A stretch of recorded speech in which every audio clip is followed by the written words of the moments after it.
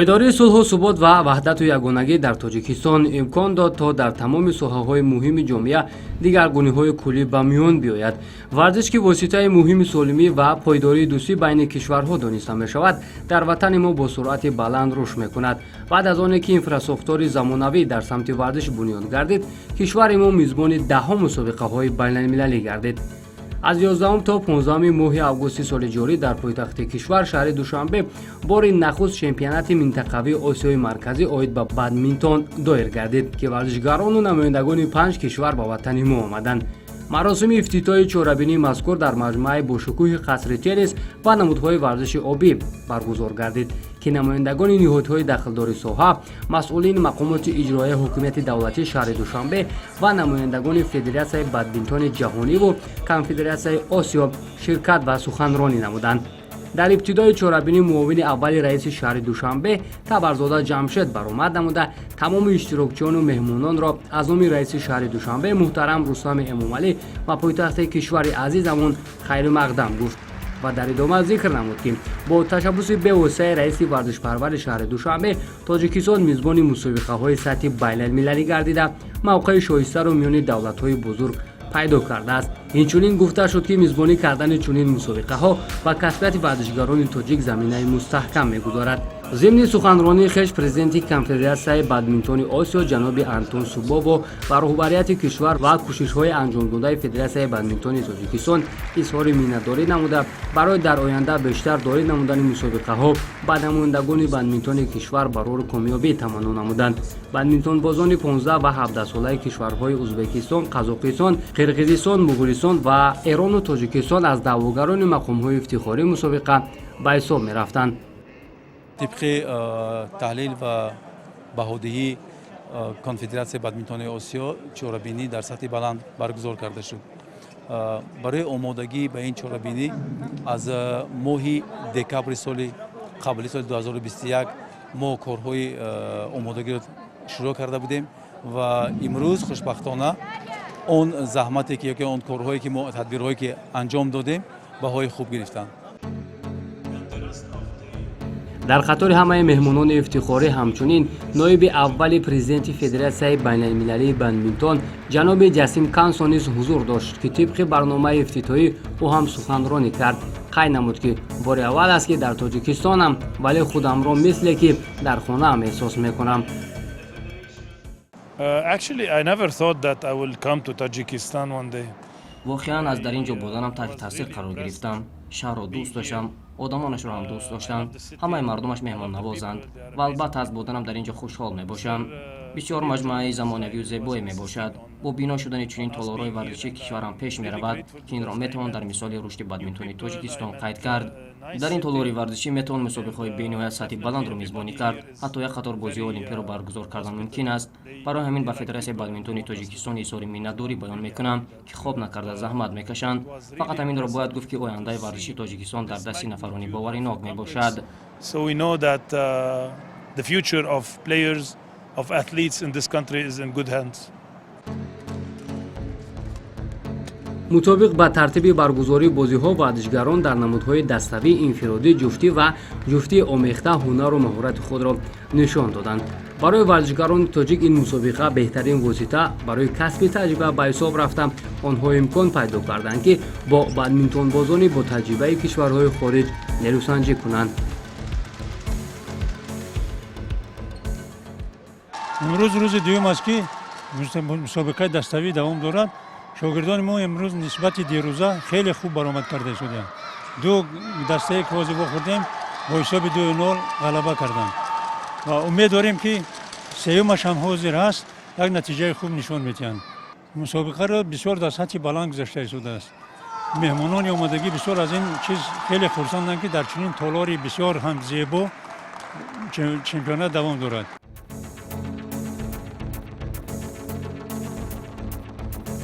در مجموع فضا و محیط و تشکیل این چهاربینی منطقوی با نمایندگان بدمینتون کشورهای اشتراک داشته خیلی پسند آمد و آنها از امکانیت‌های کشور ما سخن می‌گفتند. Спасибо Таджикистану, что такие для детей хорошие условия дали нам. мы рады, мы спасибо скажем и президенту, и вашему Таджикистан народу. Бадминтон это, оказывается, очень подвижная игра, и отличается он, вот только у нас Кыргызстан только начинается, мы будем участвовать еще, мы будем побольше приезжать в Узбекистан, Казахстан, вообще будем участвовать. Спасибо. Ну, мы пришли в Узбекистан, с Узбекистана вчера. Нас очень отлично встретились. Таджикистан бадминтонной федерации, спасибо их.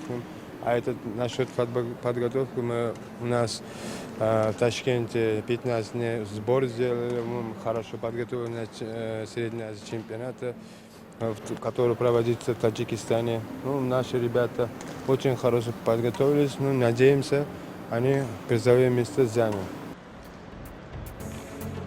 чун болотар ишора карда будем, чемпионати мазкур дар ду сини сол 15 ва 17 сола гузаронда шуд ки ҳам писарон ва ҳам духтарон ҳунару маҳорати худро нишон доданд. барои федератсияи бадминтони тоҷикистон роҳандозии чунин мусобиқаҳои сатҳи баланд қадами аввал аст ва чӣ гуне ки ишора шуд аз ҷониби намояндагони бадминтони осиёву ҷаҳонӣ баҳои баланд гирифт. як чизи дигарро бояд қай намуд ки қариб аз тамоми бахшҳои федератсияву конфедератсия ва ниҳодҳои рушди бадминтон меҳмонон ба тоҷикистон омода буданд.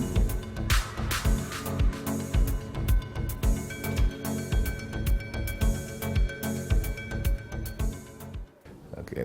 Thank you very much for this opportunity for me to speak. барои фароҳам овардани ин имконият аз шумо миннат дорам. бале ман 10 сол қабл ба тоҷикистон омада будам. баъди баргаштану дидани тоҷикистон ман дар ҳолати шок қарор гирифтам. дар як муддати кӯтоҳ тоҷикистон ба куллӣ иваз шудааст. тамоми мардуми тоҷикистон ва махсусан раиси шаҳри душанбе муҳтарам Рустами Умалиро барои ин ҳама дастовардҳо табрик мекунам. чӣ гуна мо тоҷикистонро мизбони мусобиқа интихоб кардем? ин хеле масъулияти калон ва мушкил буд. баъди аз бемории ковид берун шудан кам давлатон ҳатто имкони қабули ин пешниҳодро доштанд.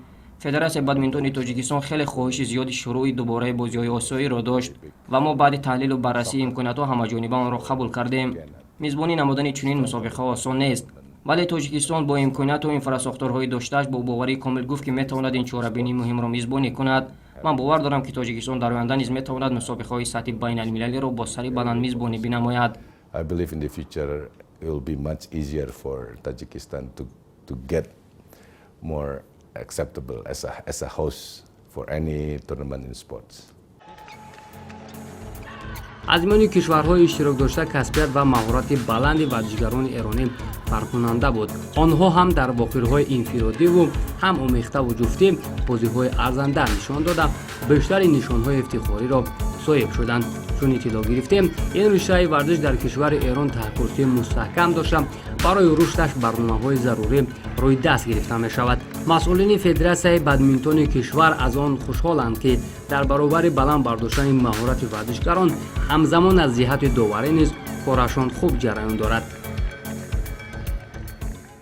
бешубҳа иштирок дар ҳар гуна мусобиқаҳои байналмилалӣ ин пеш аз ҳама таҷрибаи бисёр бой аст барои худи варзишгаро, барои мураббиён ва бояд зикр намоям ки чорабинии мазкурро ҳайати доварон, пурра ҳайати доварони Тоҷикистон доварӣ карданд ва мо қабл аз оғози чорабинӣ вақте ки аввалин қарорҳо қабул шуда буд, мо аз конфедератсияи бадминтони осиё хоҳиш карда будем ки ба мо имконият диҳанд ки ҳайати доварони Тоҷикистонро омода кунем ва худи ҳайати доварон низ баҳои баланд гирифтанд барои доварӣ.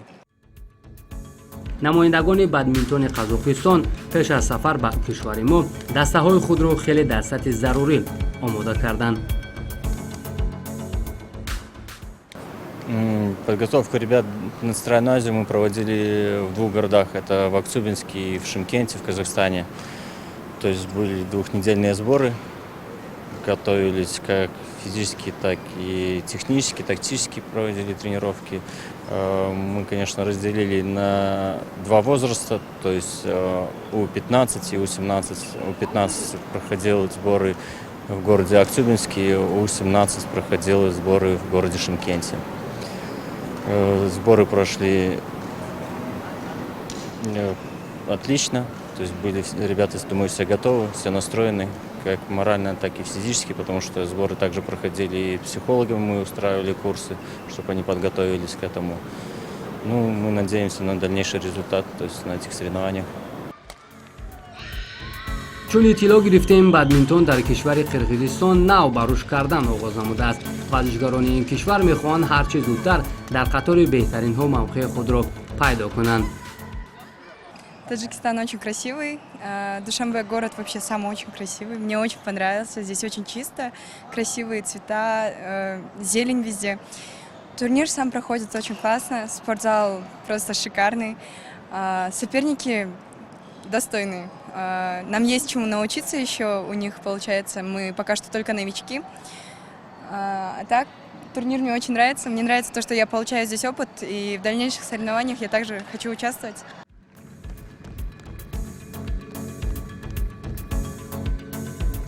ҳамин дар вохирҳои инфиродӣ миёни писарони то 17 сола дар финал ду намояндаи кишвари Эрон Гулчин Ҳусейнӣ ва Одил Суратӣ ба ҳам омаданд. дар ин рақобати шадид Одил Суратӣ дар 2 сет Гулчин Ҳусейниро шикаст дода барандаи нишони тиллои чемпионати минтақави Осиёи марказӣ гардид. нишони нуқраи ин категория ҳам ба хазинаи munтахаби Эрон ворид шуд. و ما بیشتر از این خوشحالیم که جفت فینالا ایرانی بودن و اینکه الان توی قسمت یک نفره و سینگل هم مدال طلا هم مدال نقره ایران بود و اینکه واقعا خیلی خوشحالم. خیلی حس خوبی داره. ان شاءالله موفقیت‌های بیشتر برای تمام بازیکنان بدمینتون مخصوصا بازیکنان کشورم. ان شاءالله که بقیه مدال‌های طلا و مدال خوشرنگ رو بیارم. خیلی ممنون. سطح مسابقات عالی بود. بازیکنان خیلی قوی و همسطح بودن. خدا رو شکر که فینالیست این دور از مسابقات مال ایران بود و کشور خودمون بود و امیدوارم که در مسابقات بعدی بتونم موفق تر باشم. برای به دست آوردن نشانی طلای نمود جفتی میان بانوانی تا 15 ساله زهرا روباتی و ایسان زوری با نمایندگان کشور ازبکستان اعزاز یخشلیکووا و صوفیا زوکیرووا وارد میدان گشتند. خوبان ایرانی بدون مشکلی در 2 ست با حساب‌های 21-11 و 21-6 به پیروزی دست یافتند. نشانی طلای دوم خود را به دست آوردند. از راه‌اندازی این مسابقه مسئولان رشد بادمینتون آسیای مرکزی نیز تاثیرات خود را ابراز داشتند.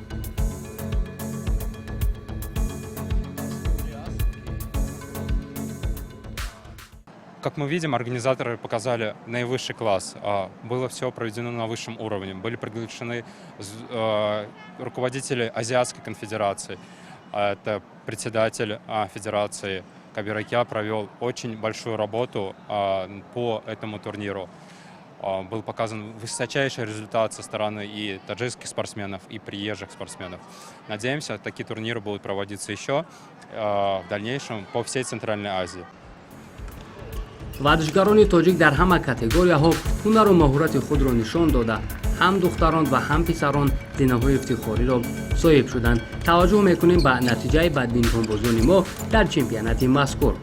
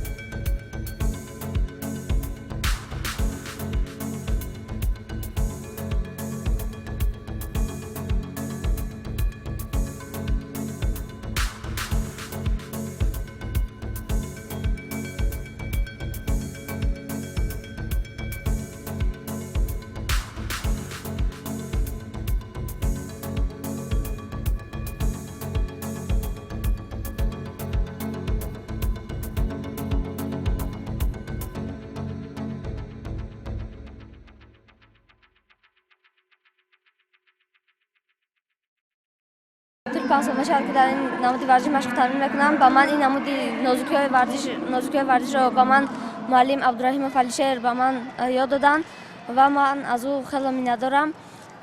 در این چمپیونات یکم بار است که در تاجیکستان میگذرد و ما در این مسابقه جای سوم رو اشغال کردیم و من میخواهم дар дигар чемпионатҳое ки мегузарад дар он ҷо ҷои аввалро гирифта парчамбардори давлати миллат бошем. дар мусобиқае ки тӯли 4 рӯз боз мегузарад дар рақобати ҷуфтӣ ҷои сеюмро ишғол намудем. рақибонам ҳам бениҳоят сахт буданд ва мо кӯшиш кардем ки ҷои сеюмро ишғол кунем. ман хеле хурсандам ва дар оянда мехоҳам ки на танҳо ҷои сеюм балки ҷойҳои дуюм ва якумро ишғол намуда парчами тоҷикистонро баланд бардорам. дар маҷмӯъ дар бозиҳои даставӣ дар синни соли 15 сола мақоми аввалро варзишгарони ӯзбекистон, ҷои дуюмро қазоқистон ва ҷои сеюмро варзишгарони тоҷикистону қирғизистон соҳиб шуданд. кишвари Эрон дар бозиҳои даставӣ ширкат накард. дар ҳайати даставӣ миёни ҷавонони то 17 сола варзишгарони тоҷикистону қирғизистон нишонҳои биринҷӣ ба даст оварданд. дар рақобати финалӣ бадминтонбозони ӯзбекистон варзишгарони қазоқро шикаст дода медали тиллои ин намудро моли худ намуданд.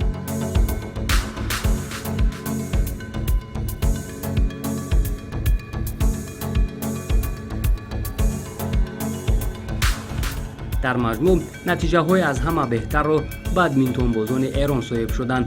ба ғолибон медалҳоро масъулини ниҳодҳои варзишӣ ва намояндагони федератсияву меҳмонони фахрӣ тақдим намуданд. варзишгарони Эрон дар вохӯриҳои инфиродӣ ҳам миёни писарон ва ҳам духтарон ғалаба ба даст оварданд. инчунин дар намуди ҷуфтиву омехта низ касе ба онҳо баробар шуда натавонист. ҳамакунун ин мусобиқа як таҷрибаи хуб барои намояндагони федератсияи бадминтони тоҷикистон мебошад ки онҳо ният доранд соли оянда низ як мусобиқаи бонуфузро дар душанбе доир кунанд.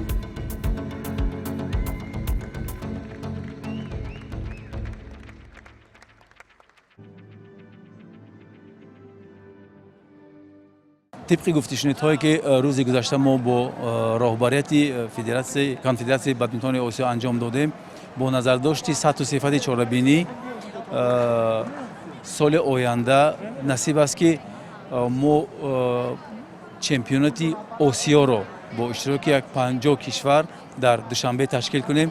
لیکن برای این ما بعضی تدبیرهای باید انجام دهیم، بعضی همون رسمیات را باید انجام داده کن. لیکن امیدوارم که سال آینده نیست ما یک چهاربینی با سطح بلندتر را در پایتخت کشور عزیزم تاجیکستان دوشنبه برگزار میکنیم. ҳамин тавр аввалин чемпионати минтақавии осиёи марказӣ оид ба бадминтон ба анҷом расид. аз баргузории ин чорабинӣ бонуфуз тамоми намояндагони бадминтони кишвар таҷриба касб карда барои дар оянда рушд додани ин ришта талош мекунанд ва он натиҷае ки варзишгарони тоҷик ба даст оварданд боварӣ дорем ки солҳои баъдӣ бештару беҳтар мегардад.